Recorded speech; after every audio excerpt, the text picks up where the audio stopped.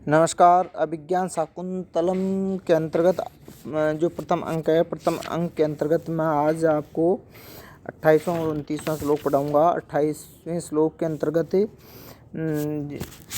यह है, राजा कह रहा है कि हे तपस्वियों, तपोवन के जीवों की रक्षा के लिए आप लोग पास में आइए, क्योंकि शिकार के लिए विचरण करने वाला राजा दुष्यंत पास में ही है।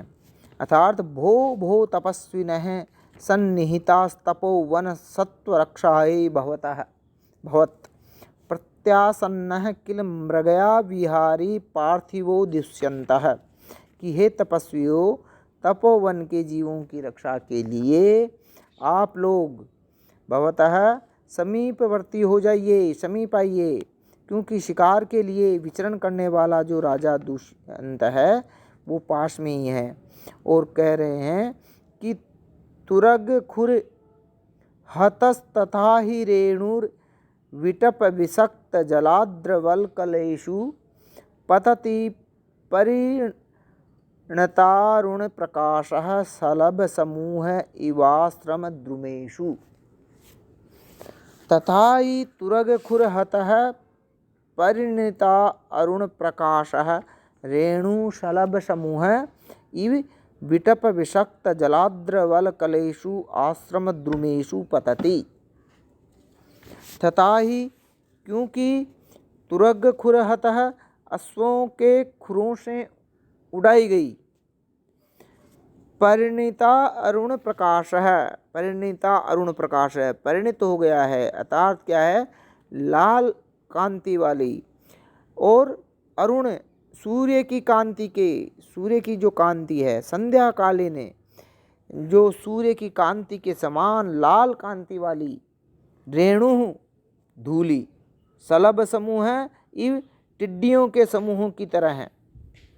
विटप विषक्त जलाद्रवल्कलेषु, जिनकी डालियों पर सुखाने के लिए मुनियों के जल से भीगे वल्कल वस्त्र डाले गए हैं। जिन विटप जो वृक्ष हैं जिनकी डालियों पर जल से भीगे हुए जो वल्कल वस्त्र हैं वो डाले गए हैं। आश्रम द्रुमेषु, ऐसे आश्रम के वृक्षों पर पतति पड़ रही है। वो धूलि कहाँ पर पड़ रही है? आश्रम के वृक्षों पर पड़ रही है, क्योंकि घोड़ों के खुरों से उड़ाई गई अस्त होते हुए सूर्य की कांति के समान लाल चमक वाली धूल टिड्डियों के समान आश्रम के उन वृक्षों पर पड़ रही है जिनकी डालियों पर सुखाने के लिए मुनियों के जल से गीले वस्त्र डाले गए हैं। अर्थात नेपथ्य में कहा जा रहा है कि राजा दुष्यंत के अश्वों की खुरों से उड़ाई गई जो धूल है वह आश्रम की डाल जो वृक्ष हैं आश्रम में उनकी डालियों पर पड़ रही है। यह दृश्य रंगमंच पर दिखाने योग्य नहीं है हालांकि, इसलिए नेपथ्य कथन से इसकी सूचना दी गई है। यहाँ धूल से सलभ समूह की साम्यता से कवि का तात्पर्य है कि जिस प्रकार सलभ समूह कृषि के लिए हानिकारक होता है, टिड्डियों का जो समूह है, उसी प्रकार अश्वों के खुरों से उड़ाई गई जो धूलि है वो तपोवन में उपद्रव की क्या है, सूचक है। सलभ समूह इव में उपमा अलंकार है, उपमा दी गई है। परिणीतारुण प्रकाश में लुप्त उपमा है।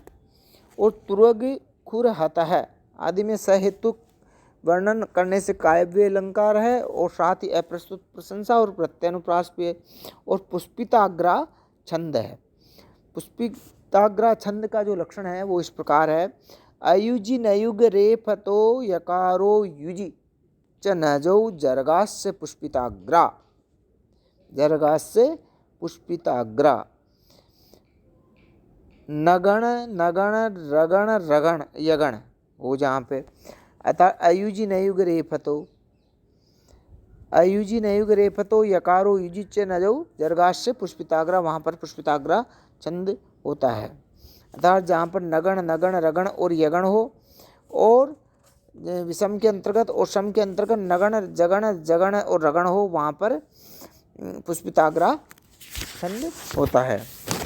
तो अब इस श्लोक की जो संस्कृत व्याख्या है वो इस प्रकार है कि तथा ही यतो ही तुरग खुर हतः अश्व खुर क्षुण्णः परिणतारुण प्रकाश शांद्य सूर्य प्रकाश रेणु धूलि सलभ समूह पतंग राजि इव यथा विटप विसक्त जलाद्र वलकलेषु विटपेषु वृक्षेषु शाखासु विसक्तानि विलंबितानि जलाद्राणि सलिलसिक्तानि वलकलानि वृक्षत्वचः येषां तेषु आश्रमद्रुमेषु तपोवन तरुषु पतति वायुना उड्डीय सृंजति। तो इस श्लोक के अंतर्गत जो है सन्निहित है, ये सावधान के अर्थ में आया है। सम उपसर्ग है, नि उपसर्ग है और धातु है और कथ प्रत्यय है इसके अंतर्गत। तपोवन सत्व रक्षा है, तपोवन से सत्वानाम रक्षा तस्य तपोवन सत्व रक्षा है। प्रत्यासन्न है, ये समीप के अर्थ में है। प्रति और आंग, प्रति उपसर्ग और आंग उपसर्ग है, सद धातु से कथ प्रत्यय है।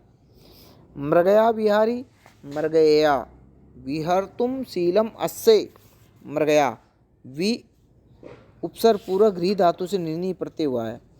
विटप विसक्त जलाद्र वलकलेषु, विटपेषु विसक्तानि विसद धातु से कथ प्रत्यय जलैहि आद्राणि वलकलानि येषां तेषु। परिणितारुण प्रकाश, परिणित परि उपसर्ग पूर्वक नम धातु से कथ प्रत्यय परिणतस्य अरुणस्य प्रकाश यस्य परिणित प्रकाश है। अब 29वां श्लोक देखिएगा। 29वां श्लोक इस प्रकार है। तीव्राघात प्रतिहत तरु स्कंद लग्नेक दंत पादाकृष्ट वृत्ति वलया संग संजात पाशः मूर्तो विघ्न तपस इव नो भिन्न सरंग यूथो धर्मारण्यम प्रविशति गजः संदनालोकभीतः। संदनालोकभीतः तीव्राघात प्रतिहत तरुः स्कंद लग्नेक दंतः पादाकृष्ट वृत्ति वलया संग संजात पाशः भिन्न सारंग यूथः गजः न तपसः मूर्तः विघ्न इव धर्मारण्यम प्रविशति। चंदनालोकभीतः, रथ को देखने से भयभीत हुआ। तीव्राघात प्रतिहत चारु, दौड़ने के वेग से, तीव्र प्रहार से वृक्षों को तोड़ दिया है।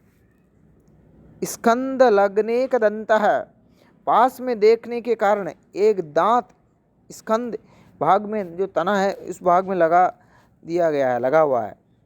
पादाकृष्ट व्रतति वलया संग संजात पास है, पैरों के द्वारा खींची गई लताओं का समूह लिपट जाने से जिसके पैरों के लिए क्या है वो पाश बन गया है, बाधा बन गई है। भिन्न सारंग यूथ है, जिसने मृगों के झुंड को तीतर भीतर कर दिया है। गजय हाथी, न तपसा है मूर्तः विघ्न है एव, हमारी तपस्या के लिए शरीरधारी विघ्न के समान धर्मारण्यम प्रविशति, तपोवन में प्रवेश कर रहा है। कहाँ प्रवेश कर रहा है? तपोवन में। अतः रथ को देखने से भयभीत हुआ जो गज है, जिसने अपने तीव्र प्रहारों से वृक्षों को तोड़ दिया है, जिसका एक दांत दाहिने कंधे पर लगा हुआ है। पैरों द्वारा खींची गई लताओं का समूह लिपटकर जिसके पैरों के लिए क्या है वो बंधन बन गया है, जिसने मृगों को तीतर भीतर कर दिया, इधर उधर कर दिया है, तथा जो हमारी तपस्या के लिए शरीरधारी बाधा के समान है, ऐसा ये गज, ऐसा ये हाथी है, वो वन में क्या है प्रवेश कर रहा है। आशय यह है कि जंगली हाथी राजा के रथ को देखने से भयभीत होकर के बहुत तेजी से भागता हुआ तपोवन में आ रहा है। तीव्र वेग से भागने से उसने क्या है वृक्षों को तोड़ दिए हैं और लता समूह को खींच कर उनसे क्या है वो लता समूह उनसे लिपट गया है उसके पैरों से, और वह उसी के लिए बाधा बन गया है। जंगल के सभी जीवों को व्याकुल कर रहा है। ये तपोवन में तपस्या के लिए शरीरधारी बाधा के समान है, अतः सभी तपस्वी अपनी अपनी रक्षा के लिए सचेष्ट रहें। यहाँ पर क्या है मूर्तो विघ्न इव, ये उत्प्रेक्ष अलंकार है। प्रत्यासन्न रथ रूप कारण से कार्यभूत गज व्यापार का यहाँ पर वर्णन हुआ है। अतः प्रस्तुत अलंकार भी है, साभिप्राय विशेषणों से परिकर अलंकार है, वर्णावृत्ति और अनुप्रास अलंकार भी है। और इसमें क्या है, भयंकर दशा का वर्णन किया गया है। जो गज है वो उत्पात मचा रहा है, तो यहाँ पर भयानक रस है। और मंदाक्रांता छंद है, मंदाक्रांता अम्बुधिर सडंगेर अम्भो नतो ताद गुरुचेत। ये इसका लक्षण है कि जहाँ पर क्रमशः प्रत्येक चरण में क्या हो, मगण हो, भगण हो, नगण हो, तगण हो और फिर तगण हो और अंत में 2 गुरु वर्ण हो, वहाँ पर मंदाक्रांता छंद होता है। 4, 6 और 7 पर जहाँ पर विराम हो, यति हो, वो मंदाक्रांता छंद होता है। अब इसकी जो संस्कृत व्याख्या है वो इस प्रकार है, संदनालोक भीतः रत दर्शन संत्रस्तः तीव्राघात प्रतिहत तरु स्कंद लग्ने कदंतः तीव्रेण कठोरेण आघातेन प्रहारेण प्रतिहतः त्रोटितः यह तरु वृक्षः तस्य स्कंदे शाखायां लग्नः संसक्तः एकः दन्तः दशनः यस्य स बहुरी समास है। यहाँ पे पादाकृष्ट व्रतति वलया संग संजात पाशः पादाभ्यां चरणाभ्याम आकृष्टम आक्षिप्तम व्रतति वलयम लतामंडपम तस्य आसंगेन संपर्केण संजातः समुत्पन्नः पाशः बंधनम यस्य स तथा भूतः गजः करी न अस्माकं हस्ति तपसः तपस्यायाः मूर्तः शरीरधारी विघ्न इव अंतराय इव धर्मारण्यम तपोवनम प्रविशति प्रवेशम करोति। तीव्राघात प्रतिहत तरुः, तीव्र है यह आघात है। यहाँ आंग उपसर्ग पूर्वहंत धातु से गए प्रत्यय हुआ है। तेन प्रतिहतः तर्वो येन स बहुव्रीहि समास पादाकृष्टः पादाभ्याम आकृष्टम यद वृत्ततीनां वलयम तस्य आसंगम संजातः। सम उपसर्ग पूर्वक जन धातु से कत प्रत्यय हुआ है और पास यस्य से पादाकृष्टः। भिन्न सारंग यूथ है, भिन्नानि सारंगानां यूथानि यस्मात् स भिन्न सारंग यूथ है मूर्तः साक्षात शरीरधारी। इस प्रकार ये 2 श्लोक समाप्त हुए। 28वां और 29वां। धन्यवाद।